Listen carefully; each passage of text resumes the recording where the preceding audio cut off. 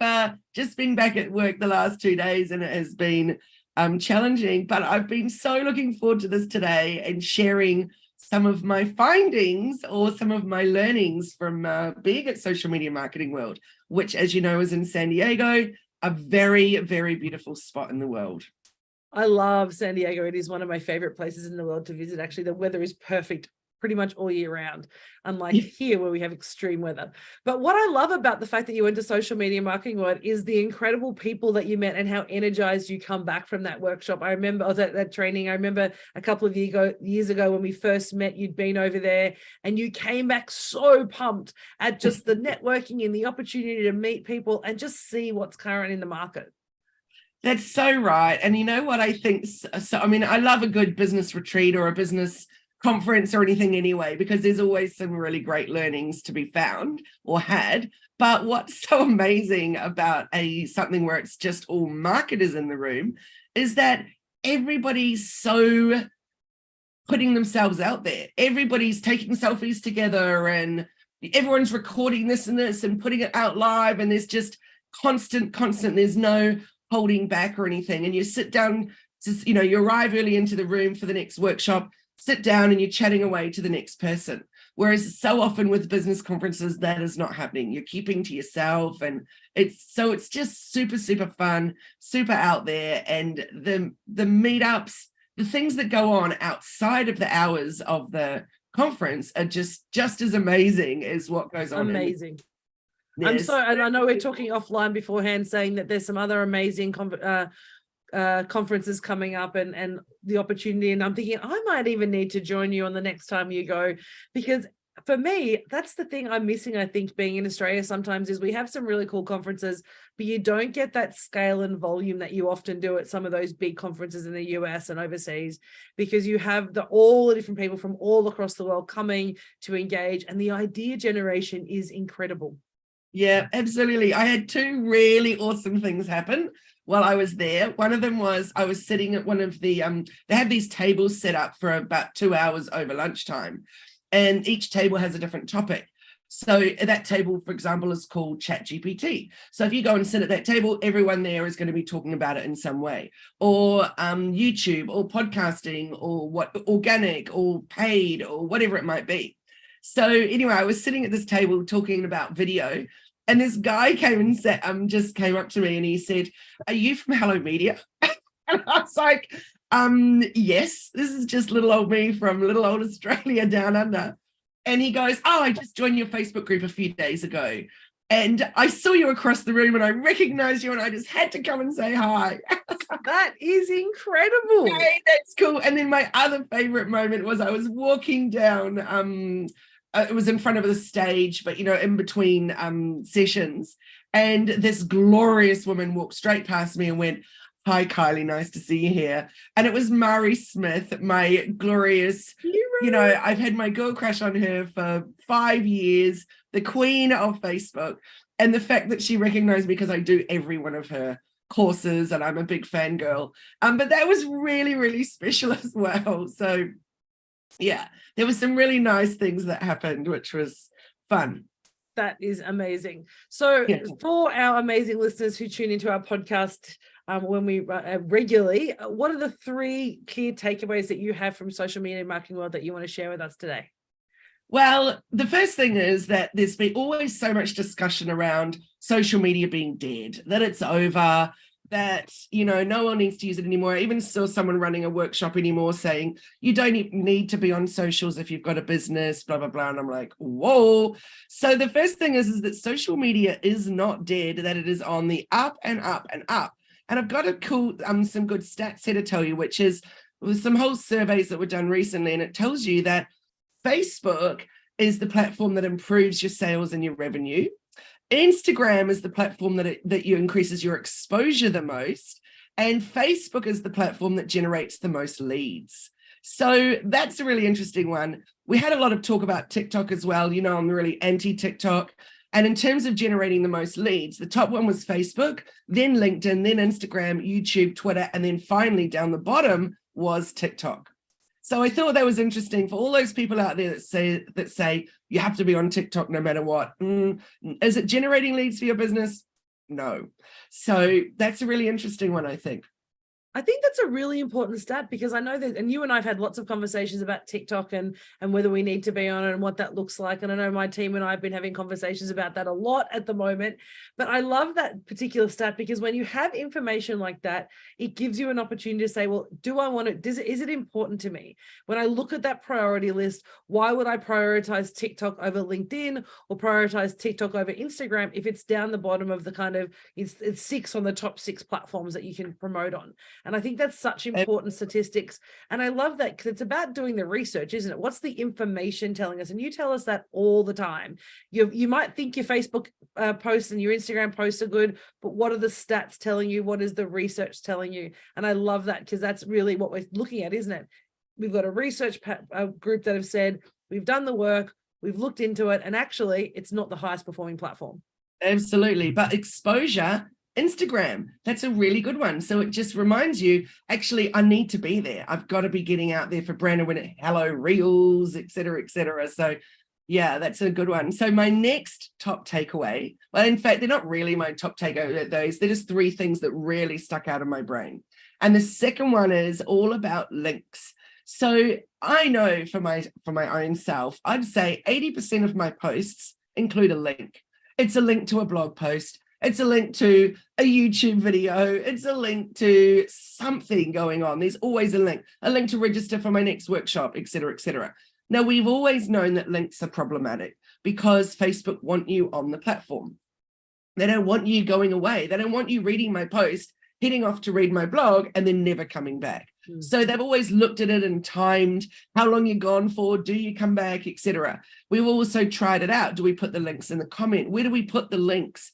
Well, it's extraordinary to see the latest stats and what's going on with links. So the first thing I can say is no more links. Get rid of the links. So what's happening is, with the most recent stuff going on, is that in the first quarter of last year, 83% of what people were seeing did not include a link in their newsfeed.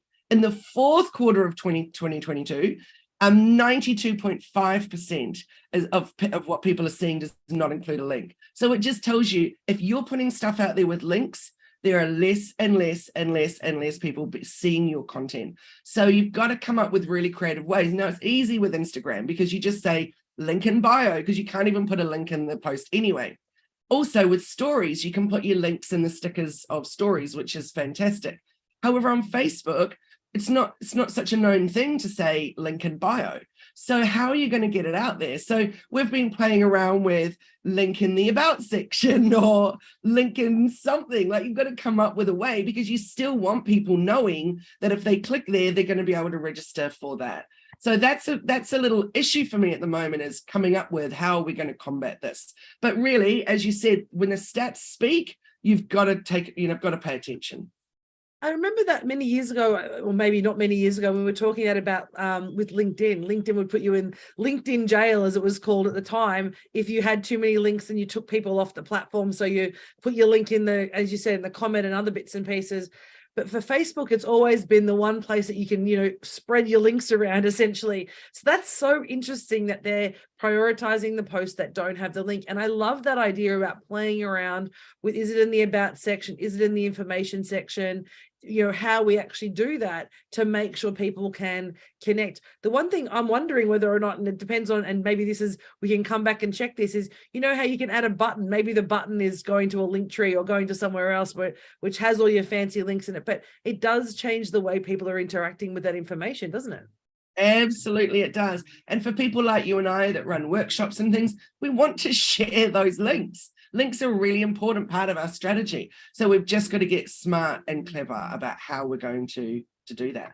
Yeah, that is, to me, is probably at the moment one of my favorite takeaways is that piece about links, because if it's you might have the best content in the world, but if by adding that link in, it's stopping people seeing it because it's being pushed down because of the algorithm, that is so critical. So it's really important, as you say, to be aware of what's happening and how the platform is using your information, isn't it? Absolutely. And keep in mind that you can do an ad with a link in it. That's encouraged, obviously, because it's actually got a purpose to have a link for it. So yeah, but that said, you don't want to do an ad for every single thing that you're doing necessarily. That I'm not necessarily needing one for a blog post or whatever. But anyway, that's important to think about being strategic. Which of my links are really important? I'm going to put some money at those. Yeah, really love that one. And what's your third key kind of light bulb moment that you had? My next one would be with regards to professional mode. Now, I know we've talked about professional mode before. You know, I'm a big fan. I would have to say that there was still a number of marketers and experts out there that was still saying, I'm not really convinced. But the ones that I'm listening to and the experience I'm having with it myself is you absolutely need to turn your personal Facebook into professional mode. So one thing I noticed just the other day too is that one of my personal posts, I was able to boost it. So you can now monetize or use that in that way and get more of your content out there. So I really highly encourage people to try it out. If you don't like it, you can always switch back. And one of the biggest complaints I'm hearing from people that don't want to do it is it's because they're worried that they're no longer going to be private. But it's so easy to create a post with photos or whatever and just choose the audience set to only friends. You don't have to have everything out there as public. But there's so many great things. So I've done a lot of testing. So I've put the same reel on my personal Facebook that's in professional mode, and then also put it onto my business Instagram, for example, which would normally get the biggest reach. And the difference is extraordinary. In fact, one of my examples is that on my business page, on Instagram, it got 6,500 views. Ooh. On my personal, it got 75,000 views. So, and it's the exact same reel. So it just goes to show that Facebook's really prioritizing that personal, that community, all of that going on. And so, yeah, really worth persevering with whatever you're putting out there as on your business. Try it on your personal as professional mode and test it for yourself. I'm just having a moment thinking about, I think we did that. We transferred mine to, I think, professional mode a while ago. I'm pretty sure we did. My team will let me know if we haven't. But that I can understand how people are frustrated with that or kind of like feel that a bit uncomfortable, because when I started Facebook, I had my business page and then I have my personal page, and that kind of intersection between personal and business, we always try to kind of keep separate. But we were talking offline beforehand, that importance of, if people are going to spend money with you, they want to know who you are. So being able to connect with you and understand who you are is just as important as running a really, successful business page, because ultimately, particularly for us as coaches, we're deep diving into people's businesses. We're getting to know them. We're getting to kind of see what's under the hood, and they want to understand who we are and whether they can trust us. So I can really see how important that is to show up in that way on Facebook. As you said, it's the one that's going to get us the leads. It's the place that's driving revenue and sales for the business.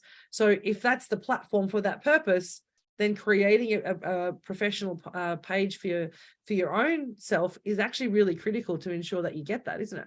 Absolutely. So if you can turn it into professional mode and then think of it as another tool for your business, and then when you want to do something personal, put it out there, but just make sure you change that audience. It's a two-step job. Very, very simple. And then what I'm loving about professional mode is that you can look at your insights that you've never been able to look at before. So that's really awesome. You're basically watching your analytics, seeing how it's improving, and people can come and follow you without befriending you. And I love that. So, for example, at Social Media Marketing World, the speakers that I just loved, I don't necessarily want to go and ask them to be my friend, but I could go to their personal Facebook and I could follow them. So I get to see whatever it is that they choose to put out, which is fantastic. It's great opportunities there. I love that. That's such important tips. But what comes back to mind with those tips is understand the data, understand what those platforms are doing for you. So don't just post and hope it's doing well because your friends like it and it looks pretty and you think the words are great. It's actually about how is it performing. So getting a deep dive and really understanding, is it working for me? Am I generating leads? Is it actually, and if I'm not generating leads, why am I not? Is it because there's links? Is it because no one's seeing it? Is it because it's actually not performing in the way that it should? And I love that idea about focusing on the statistics and understanding And that's such an important piece. We talk about that when we look at, business planning, and we talk about how to set up your business. We talk about what does the numbers say about your business? Is, your price point the right price point for your customers, and why? If it isn't, why isn't it? And we talk about that with your cost management for your business. It's just the same thing with marketing, and particularly more important because it's the one actually generating those sales for you. So I think that's been the theme here for me is know what your business is doing and know how your activities are performing for your business. Absolutely. Just doing stuff endlessly because you think you should is really just wasting your time. So, what do we got to do in business? Work smarter, not harder. Yeah, definitely.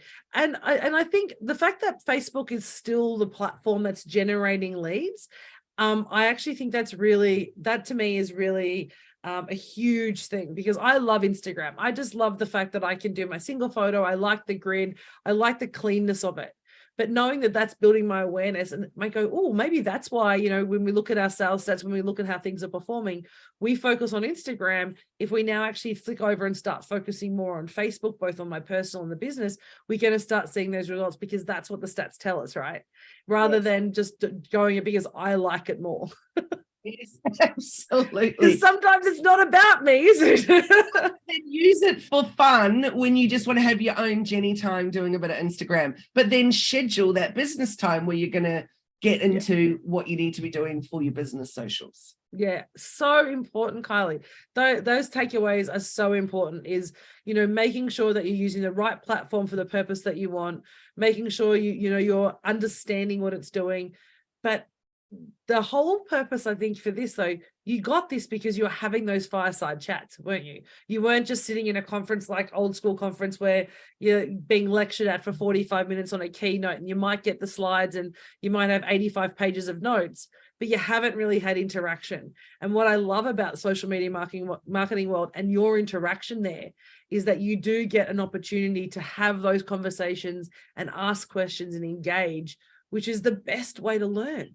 Absolutely. I can't say enough how much I like, and you said at the beginning, I come back energized, aside from COVID and falling hard. Aside from that, I'm absolutely pumped with new ideas. And I've literally got the next 6 months worth of group coaching and sharing with my one-on-one clients, and new workshops that I'm excited about writing and things, all because of what I'm taking away from what I was learning, which is really exciting. And we all know that all businesses change and evolve, but when you're marketing in your business, which everybody has to, you've really got to stay on top of what is changing. So yeah, it's exciting. So keep an eye, or jump in the Hello Media Facebook group if you're not already, because I'm going to be sharing a whole lot of stuff going on in there.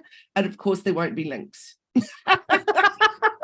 It's also groups. It's not just pages. It's also groups. Oh, okay. So basically, it's going to, instead of having an Easter egg hunt for chocolate, we're going to have a hunt for links on Kylie's page. They won't be on any of our pages. They won't be in the post, but you might find them in the About Us section or in other sections on the page. That's right. Comments is a good spot to try that out, but it might not be for long. So we'll test it. And I guess the key takeaway today is just keep testing. Always keep testing. I love that. Kylie, thank you so much for sharing your insights from social media marketing world and your trip away, but also the fact that you got to be seen and say hi to Murray Smith is awesome, because I know that's the one name of all the people when you talk about the people that you follow. She is like up there. So amazing to have you back. We're doing some rechanging and some with the conversations and the insights that we've learned from you and from the team in terms of these blogs. We're changing things up a little bit in the next couple of weeks. So stay tuned as to when we're going to be back online. We're going to have a break over Easter though, I think, because next Friday is Good Friday. So I think, and it might give you some time to fully recover from your current COVID experience. We'll be back in 2 weeks' time, but with a new day and a new time. So watch out for that big announcement. That's really exciting. Jenny's going on a holiday, which I'm super pumped for. Yay, go you, Jenny. I'm very excited to go, and hopefully I won't come back with COVID. Let's hope. Have a fabulous holiday, Jenny. Let's come back in 2 weeks' time on our new day at our new time and re-energized, ready to go. And how about we open with our first chat on our new time and our new date, talking about AI? I would love that. AI is been so much in the news at the moment, and so much. And I know you had huge amounts of conversations about it at Social Media Marketing World, but I think the use of AI, and you blew my mind this morning with a couple of little things. So I would love to share that. Great idea. But for those who are listening, thanks for tuning in to this episode of Bite Size Business Live Podcast. Make sure you've subscribed and follow us so you don't miss any of the episodes coming up. And we'll look forward to seeing you next time for our AI discussion in a couple of weeks on a new time. Absolutely. Looking forward to it, Jenny. Have a great weekend and a really cool holiday. And nice to see everyone. Thank you. See you later, everyone. Bye now. Bye.